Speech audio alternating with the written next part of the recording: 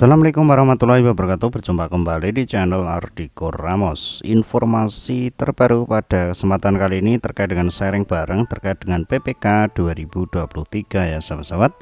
Berikut untuk ulasan lengkapnya. Yang paling baru dari sahabat Umangku Dika 15 menit yang lalu. Bang, apa dasar kelulusan di Menpan RP nomor 14 tahun 2023 dipakai ya jika masih ada khusus kosong? Terkait dengan Permenpan RB nomor 14 tahun 2023 apakah dipakai atau tidak? Bukti nyatanya bahwasanya dipakai ya sahabat-sahabat ini. Kita sepil dari dokumen guru ASN P3K.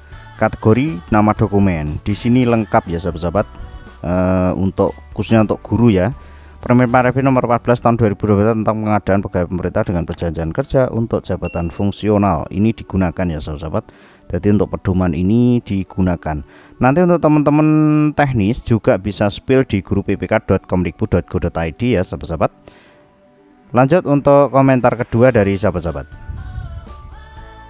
Selanjutnya dari sahabat itu Joker. Bang, misal TK2 masih ada formasi apa yang diambil nilai besar non ASN atau yang masa kerja paling lama?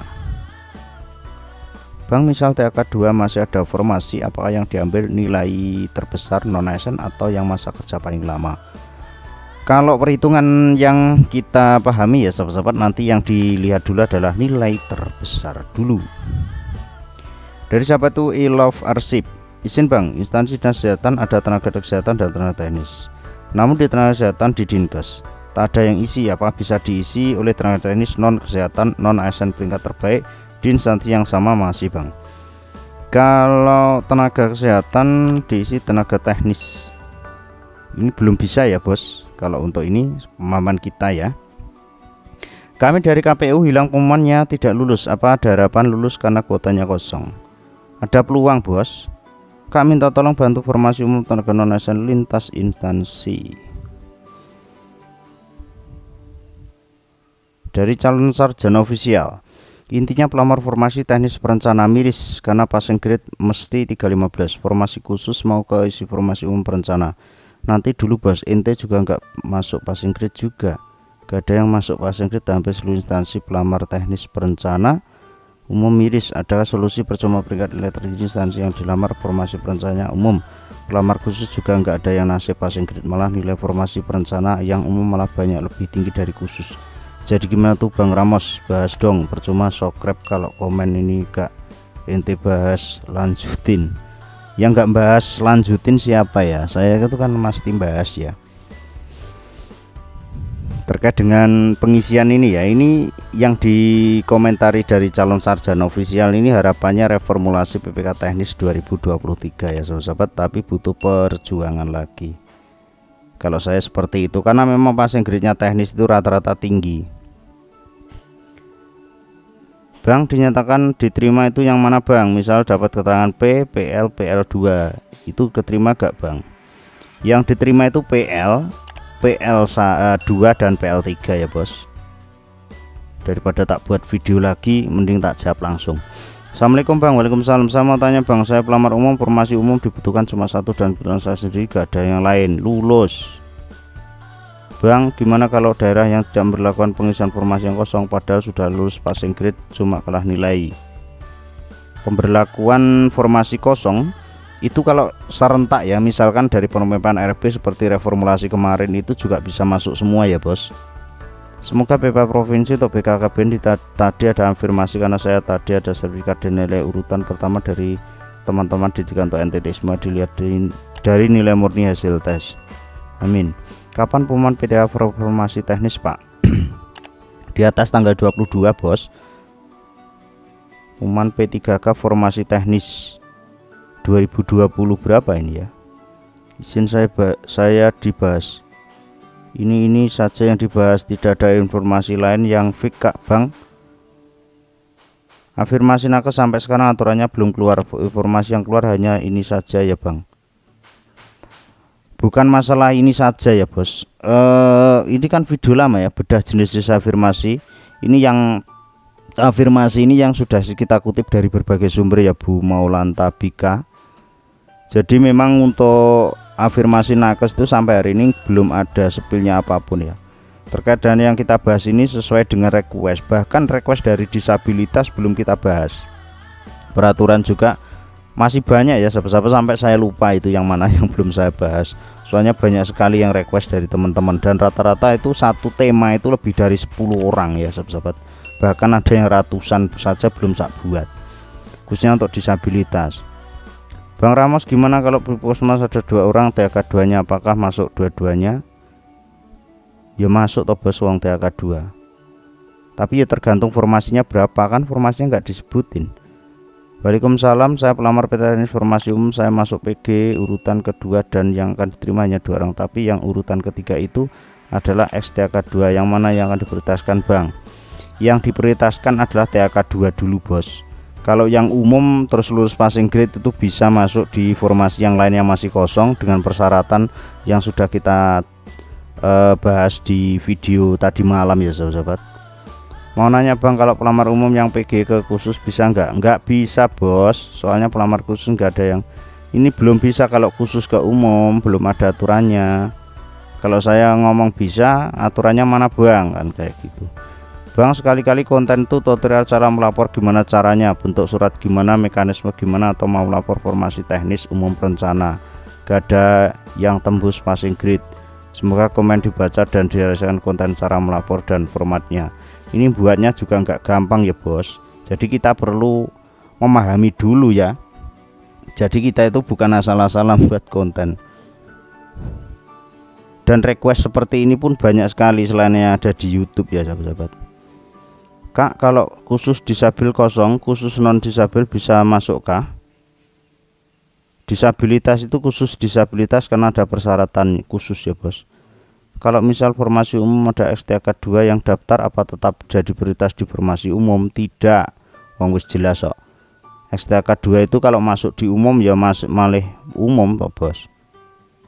Yang punya peluang hanya pelamar khusus, udah kayak kerja di lintas negara saja. Omongin sopo? Enggak toh bos.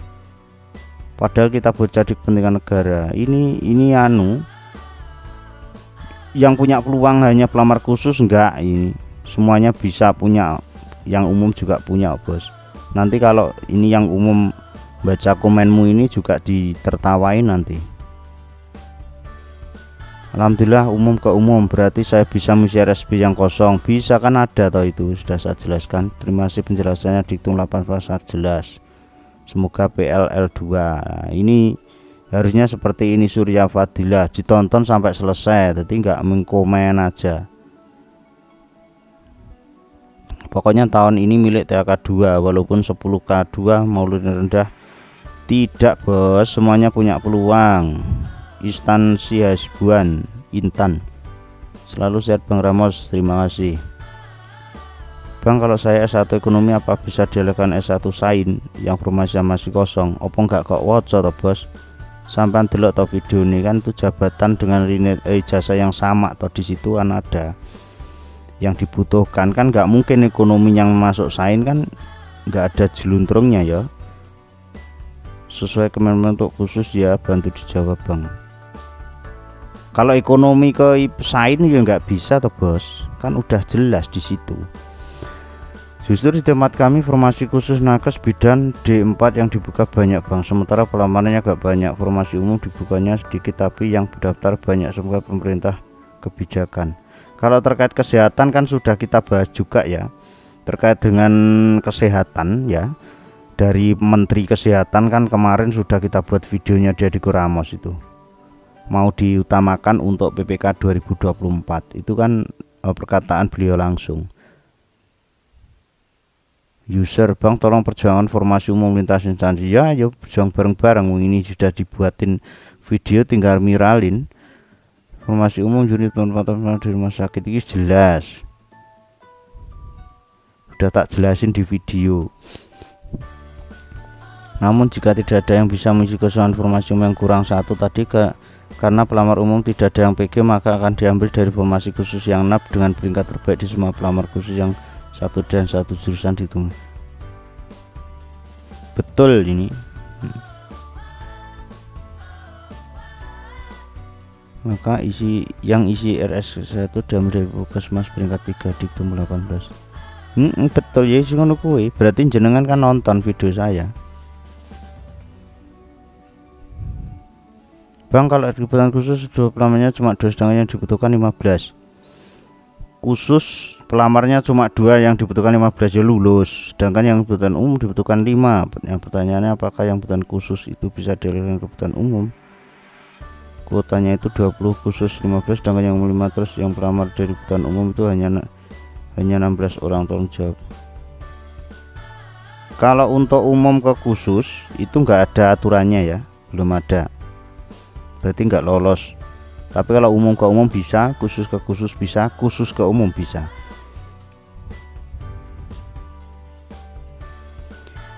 Kalau pembagiannya seperti itu, kenapa tidak disediakan saja ya formasinya jadi hanya untuk khusus umum daerah tanpa disediakan unit kerjanya? Pembagian itu nyatakan setelah lulus saja.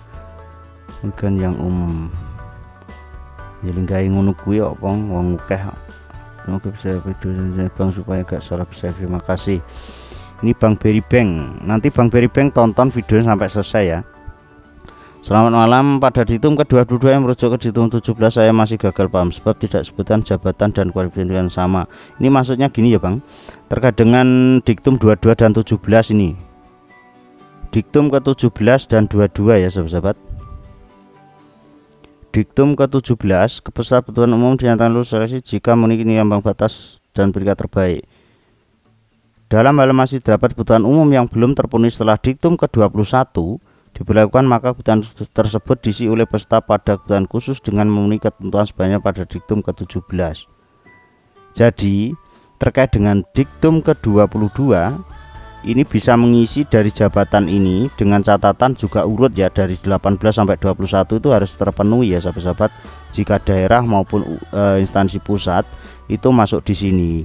Dalam hal tersebut kebutuhan umum yang belum terpenuhi setelah diktum ke-21, pengisian kebutuhan di diktum ke-18 dan diktum lain ini kan saling terkait ya sahabat-sahabat. Adanya diktum ke-22 itu rentetan dari diktum ke-21, diktum ke-17. Diktum ke-21 rentetannya ke diktum ke-18 dan diktum ke-20. Diktum ke-20 dari diktum ke-19. Jadi kan jelas kalau pusat itu apa, kalau dari instansi pusat itu apa. Harus kualifikasi pendidikan yang sama, jenis kebutuhan yang sama. Itu kalau untuk daerah. Kalau untuk pusat, pengisian kebutuhan hanya diberlakukan pada yang instansi berkelompok seperti itu. Sudah saya jawab ya bos.